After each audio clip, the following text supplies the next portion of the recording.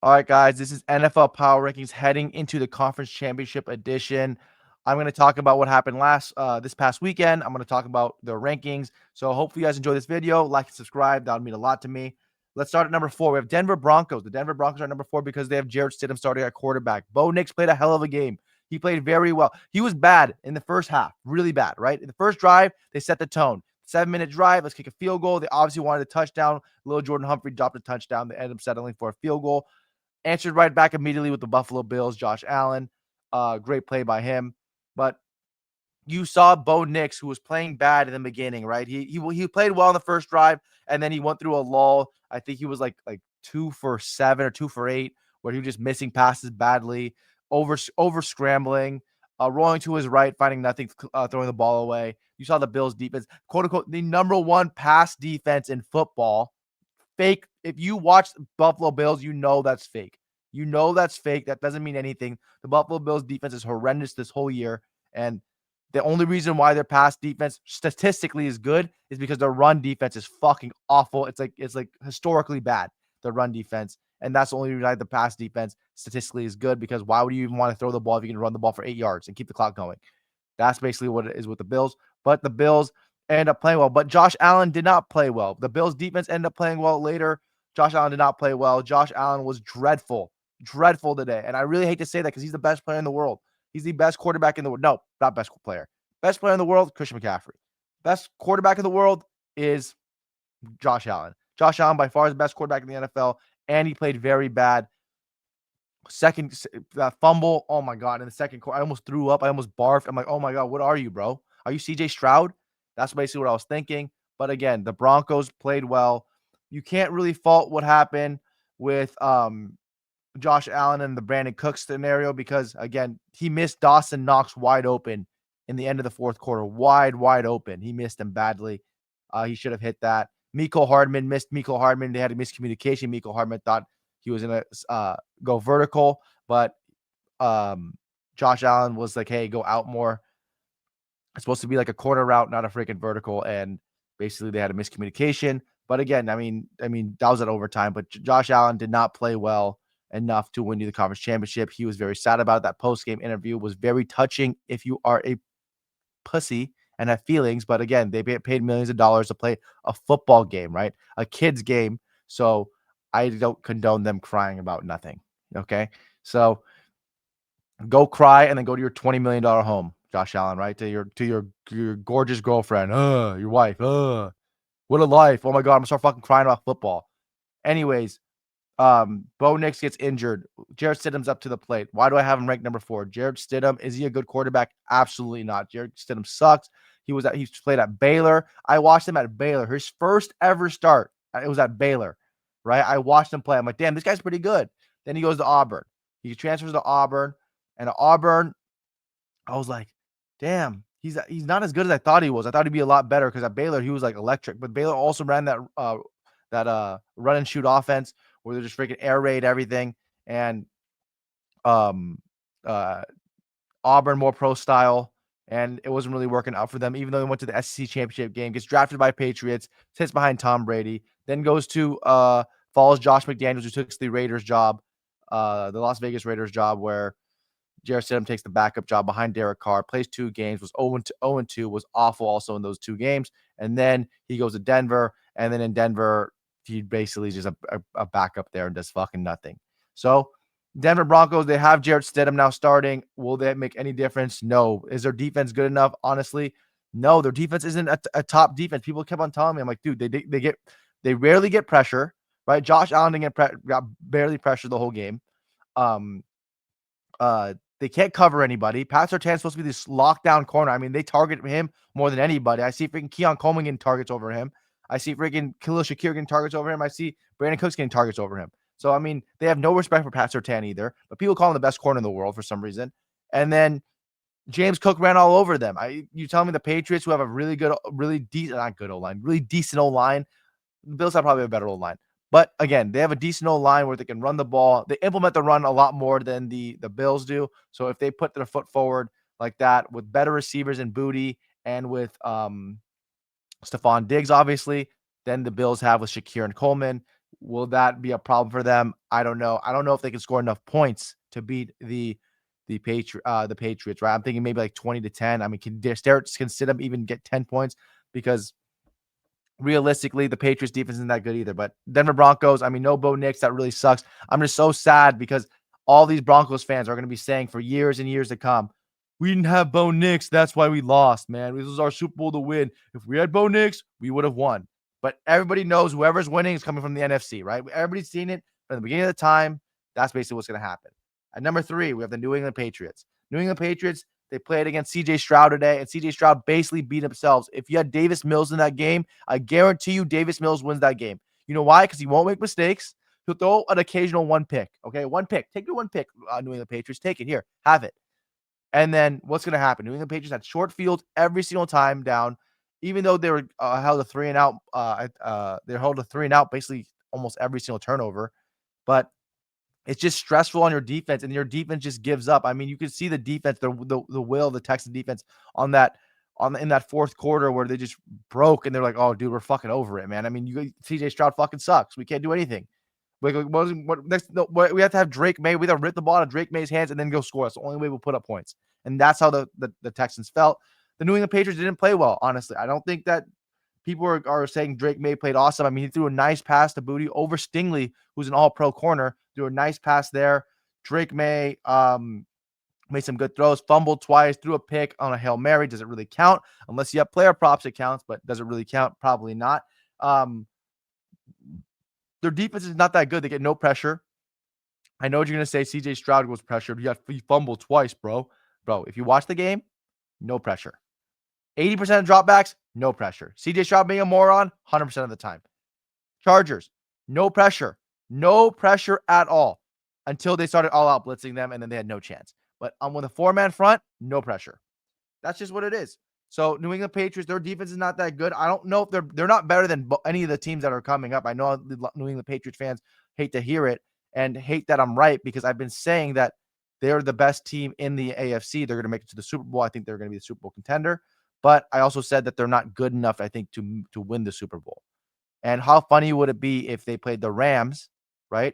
If they played the Rams, and which is Brady's first opponent, and they'll be a massive underdog against the Rams, or they play the Seahawks, which is like 11 years or 10 years. 10 years ago, the Patriots played the Seahawks also.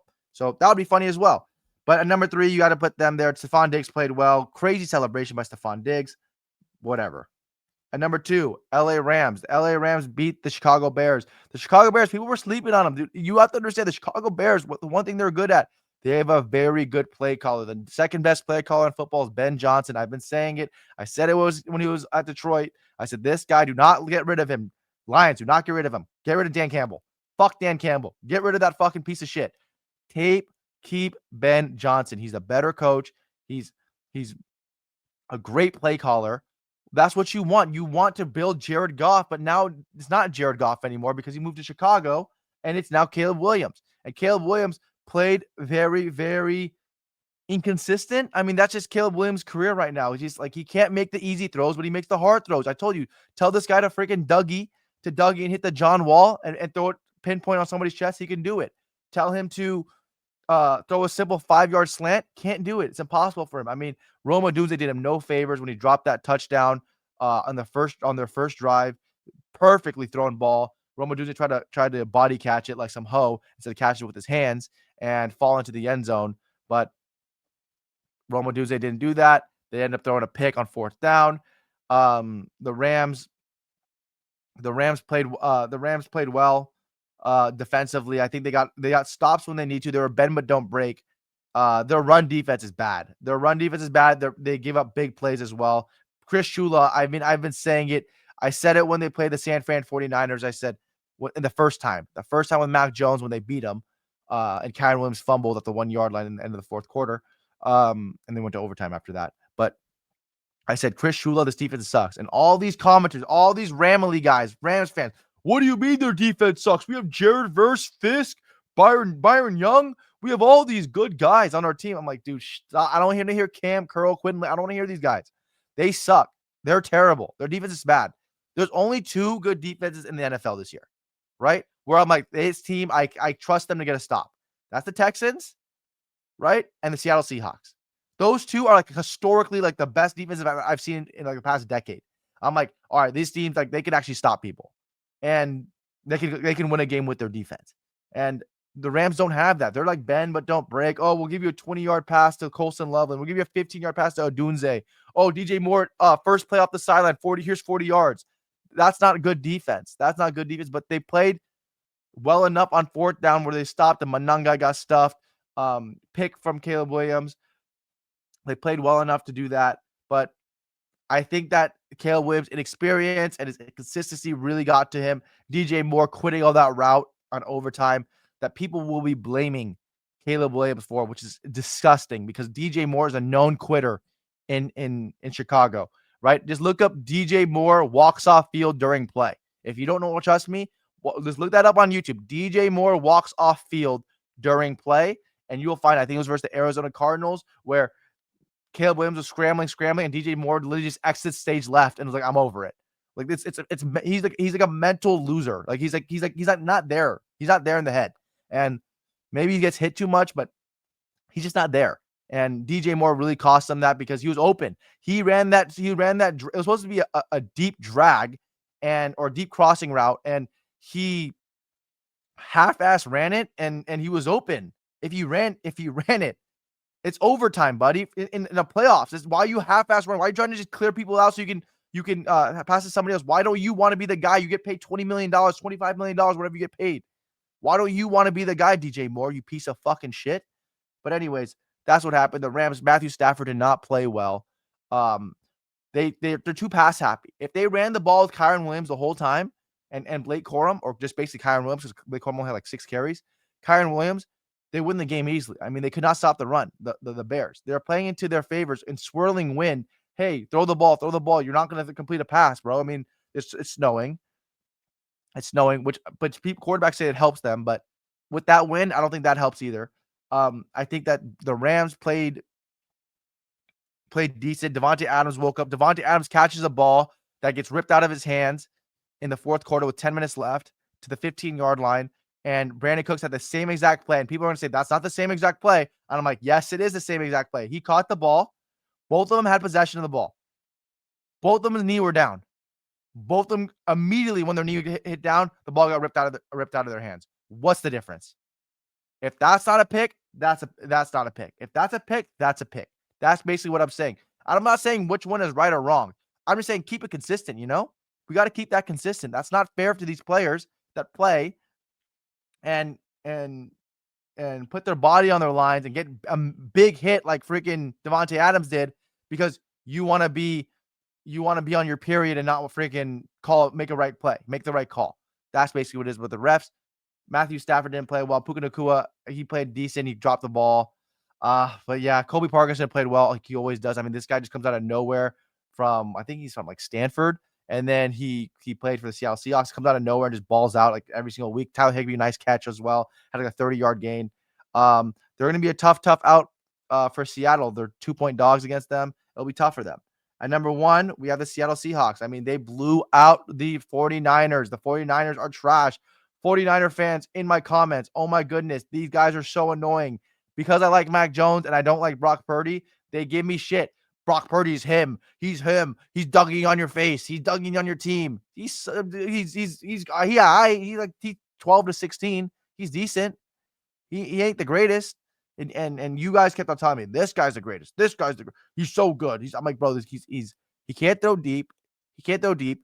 He has no arm talent, right? He is smart. He does throw with anticipation very well. He does fit well. He's pretty accurate, but he doesn't have the intangibles to be great. Where you need to hey, this guy will lead us, and he limits them. Mac Jones at least has the arm talent to do it. That's what I'm saying. Maybe Mac Jones isn't throwing with as much anticipation like Brock Purdy is, or maybe not even as smart as Brock Purdy is right now because Brock Purdy has more games in big game scenarios and under Kyle Shanahan. But Mac Jones has the talent to be better than him, and that's why I'd rather stick with Mac Jones, and that's just what it is. But again, Brock Purdy didn't play well. All Juwan Jennings, we want to see Seattle. Hey, we want to see Seattle. That's who we want. Take your fucking L, you piece of crap. You suck. This is what happened. Seattle Seahawks are just a better team. I said, I literally made a video in week 4 or week 3. I said, the Seahawks are going to win 14 games. They're going to go to the Super Bowl. They're the best defense by far. And Min Warrior's nasty. I said, Julian Love, when he gets back at the time because he was injured, I said, he'll be good. I said, they have freaking Leonard Williams. They have Spoon. They have Woolen. They have Josh Jobe. Their team is sick. This team is nasty. They're the best defense I've seen in over a decade. They literally stop people. They stifle them, right?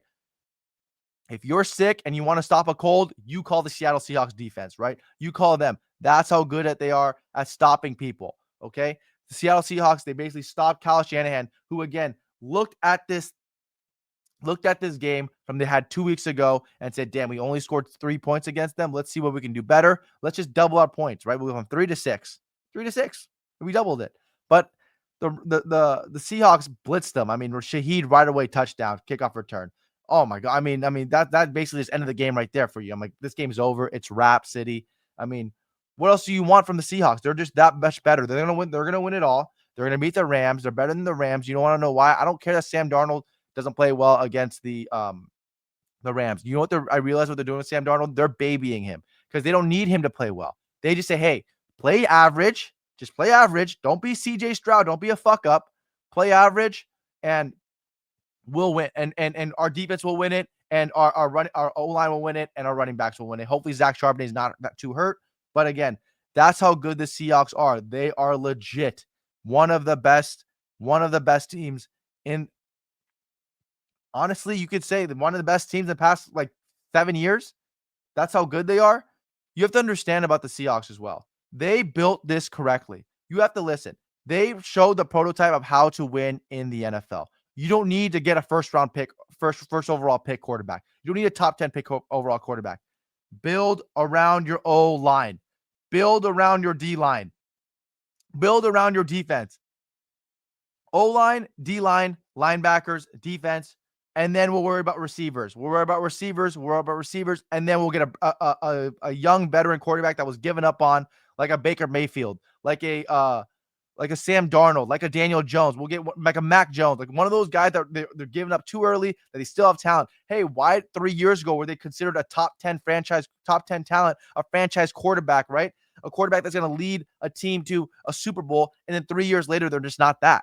No, they still have that talent. You just have to unleash it, right? You just have to get it out of them. And that's what they're doing with Sam Darnold. We saw it in the Vikings that, hey, he's playing well. He played well in the Vikings. They asked kind of too much for him from the Vikings. Their defense wasn't as good, obviously, as Seattle's right now, but they're asking too much of of Sam Darnold back then. Right now, it's basically run.